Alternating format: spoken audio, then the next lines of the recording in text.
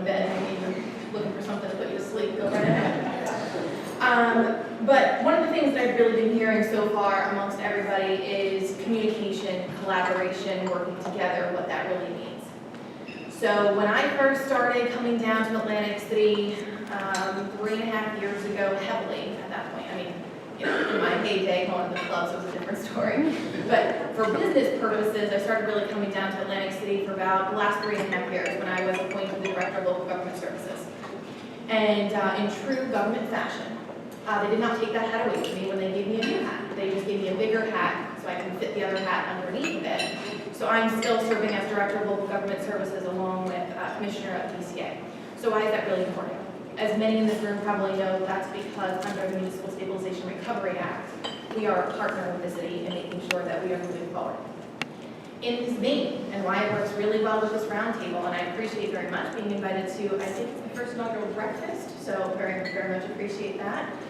It's because my job is to make sure that the city is fiscally responsible, that it is fiscally stable going forward, and what that kind of looks like. So from my vantage point, when I'm looking at the budgets for all 564 municipalities, all 21 counties, all several hundred fire districts, all several hundred authorities across the state of New Jersey, I'm looking at how do they make this budget work? Because I'm a hope for the best, but prepare for the worst kind of person. And so when I'm looking at budgets, there's only two ways that we're going to make these things work. It's either we're increasing ratables and we're bringing in new revenues.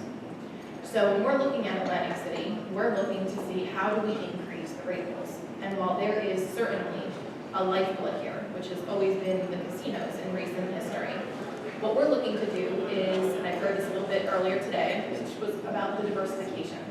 How do we kind of move that forward? And I often look in, this is how my brain works, I kind of look at things as how is this relatable? And I always go back to this one analogy that somebody talks about, like filling yourself up, taking a jar, but if you put like only the big stones, there's lots of room in there. And so it takes the big stones, it takes the pebbles, and it certainly takes the sand. Whether that's the beach sand from Atlantic City or that's the small businesses who support Atlantic City, it's making sure that we're filling in those gaps and what that kind of looks like.